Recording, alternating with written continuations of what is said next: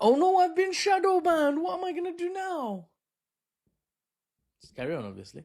It's a question many are asking. After 2 years of an engineered crisis in Gaza, there seems to be a tenuous ceasefire in place. But social media and legacy media is awash, as are the minds of countless citizens across the globe who care about this issue. The question stands: Palestinian statehood when?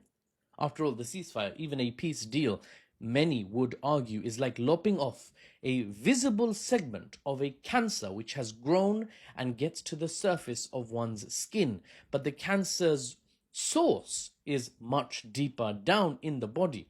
Then doctors in that situation don't just leave it there and say, calm, let's wait until it grows back to the surface again, then we can, lop off the protruding segment once more. No, they scan, they use chemo, they use radio, they might even get in there and cut the cancer out, root and stem, and chuck it in the bin. The cancer here, many analysts suggest, is the lack of a Palestinian state for the natives. That's what's causing flare-ups and persistent problems. Even Russia's foreign minister Sergei Lavrov just a few days ago said that the main cause of extremism in the Middle East, just a blanket claim, is the lack of a Palestinian state for the natives of historic Palestine. Now, in terms of geopolitics, a nation state has a lot more leverage, far more options than any stateless people or rebel group, 99 times out of 100. So, statehood is a legitimate desire for a group of people if they feel extreme persecution. They can forge their own trade deals. They can have their own alliances. Yes, even military ones. The international legitimacy as well makes it harder for other countries to do any injustice to them without severe diplomatic consequences and many other benefits to the country that has become a country. There's loads of benefits. So let's briefly discuss that burning question you have. Palestinian state when, Mahfouz? When? I'm phrasing it like that because it kind of sounds like how Gen Z would talk. And like any good unk worth his salt, he tries to fit in, fails, but credit for the attempt, I suppose. I hope you appreciate my flailing and attempts. So, first off, what are we talking about here when we talk about a Palestinian statehood? Two things. First is official recognition of Palestine as a state at the United Nations. This would be the minor victory for the natives of the land. It would give them diplomatic options to work with other countries and organizations to turn this minor victory later into a major victory. That would set them on a track to achieve the major victory, which we'll get to. Now, how would they get this initial minor victory? Recognition of Palestine as a state. Well, the United Nations Security Council, the UNSC, would have to vote that Palestine shall henceforth be a fully recognized member state of the UN, with no countries dropping a cheeky veto. Now, the UNSC has 5 members. The UK and France are shaky on the expectation that they would veto. Right? Remember, if you want Palestinian statehood, you don't want the resolution to be vetoed, meaning rejected by one of the voters. Now, the UK and France traditionally very well could have vetoed Palestinian statehood.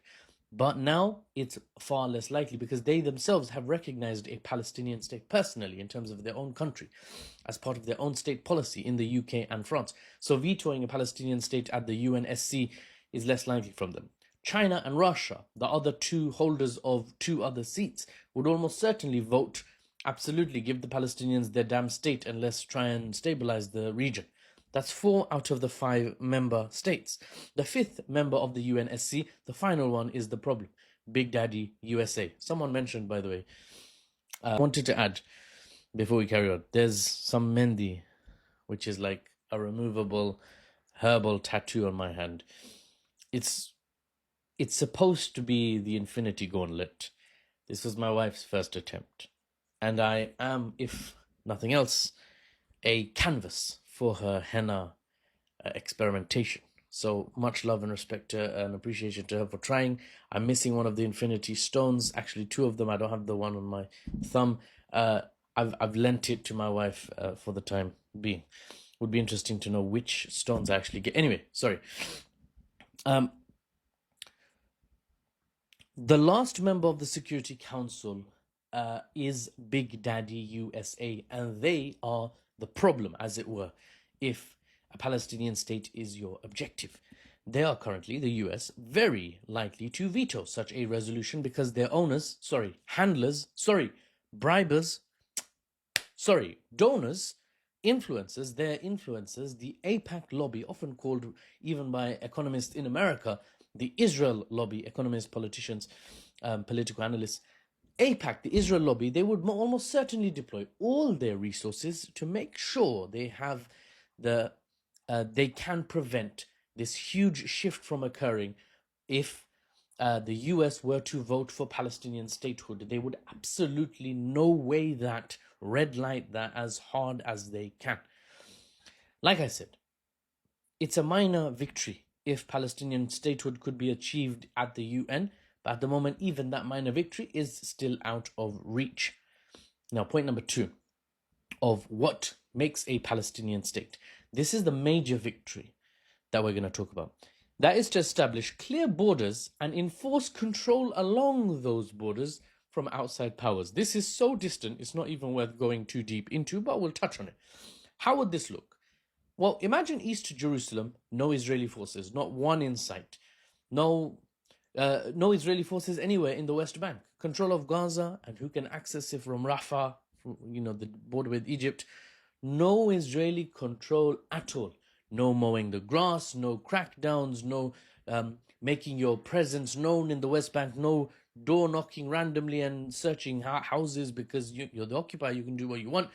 Nothing in Jerusalem or Nablus or Ramallah or Tul Karem, nothing in the Palestinian territories. That's what we're looking at for what would be considered by the supporters of the Palestinian people a major victory in terms of Palestinian statehood, Palestinian control, borders and enforceable borders. Now, this is possible. I'll get into how in a series I'm working on for my YouTube channel, but for now, it's a distant possibility. It's not something that's immediate. And that is the 2 ways Palestine could be recognized as a state and benefit. De jure recognition, meaning by right at the UN, that would be the minor victory, or de facto recognition, meaning by reality, on the ground with borders you can defend and keep outsiders outside. That would be the major victory. Neither of these victories are currently happening, but the first one, UN recognition, is closer now than it has ever been before. So time will tell how it unfolds. And I'll keep you, of course, posted, inshallah, with the news and the analysis, unbiased and without the Western spin. Ladies and gentlemen, I'm Mahfouz, and I will see you on the next one.